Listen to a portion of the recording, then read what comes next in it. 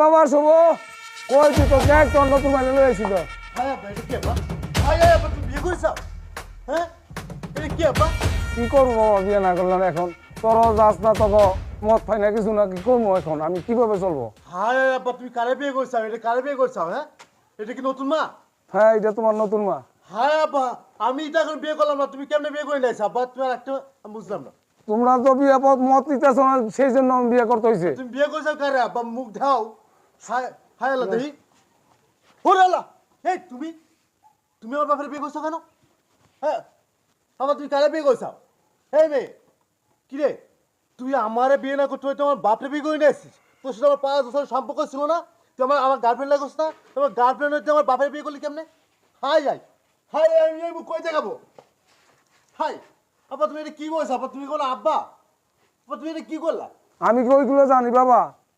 High রে high আমরা আসতেছি রাস্তাতে ভাই দেখি চাচা বিয়ে করার আসতেছে আমরা বলছি এই। কি চাচা তুমি বিয়ে করছো এই শয়তান তুই জানোস না এটা আমার বাপ লাগে এখন তুমি চিল্লাচ্ছ কেন? এই 5 বছর সম্পর্কের মধ্যে তখন যে তোমাকে আমি বলছিলাম যে চলো আমরা বিয়ে করে ফেলি, চলো আমরা বিয়ে করি, কো তখন তো তুমি আমার কথা শোনোনি, তখন আমাকে তুমি এড়িয়ে গেছো দিনের পর দিন এই কথা সে কথা বলে তুমি মানে আমাকে এড়িয়ে গেছো।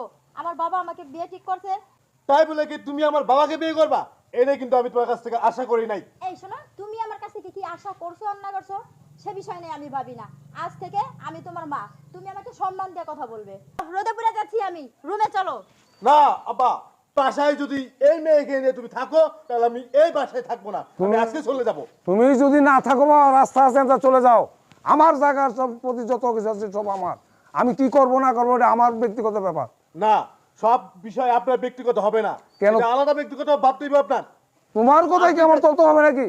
আপনি যাকে বিয়ে করছেন সে আলো কে ছিল আপনি জানেন কিনা জানি না আমি সে আমার প্রেমিকা ছিল 5 বছরের সম্পর্ক ছিল তাকে নিয়ে আপনি বাসন করবেন আর এই বাড়ি আমি থাকবো এটা কখনো হবে না আমি তো তা জানি না তুমি কি করছো না করছো এটা তো আমি তোমার লোক রাস্তায় গেছি না আমি। হ্যাঁ তা এখন আপনি কি বলতে চাচ্ছেন আমি এখন এর বিয়া করে আনছি এর নিয়ে সংসারই চালাবো। তুই যখন তোর জিজ্ঞাসা করছি যে তুই বিয়ে কর সংসার নিয়ে কিভাবে চালাবো, তুই তো আমার কোনো কথাই বলছ না। তুই এই জিজ্ঞাস গা সে জিজ্ঞাস গা, তো এখন আমি কি করবো আর? এই জন্য আমি বিয়ে করে নিয়ে আইছি। এখন সংসারে চালানোর একটা মায়া লাগবো এই সংসারের মধ্যে।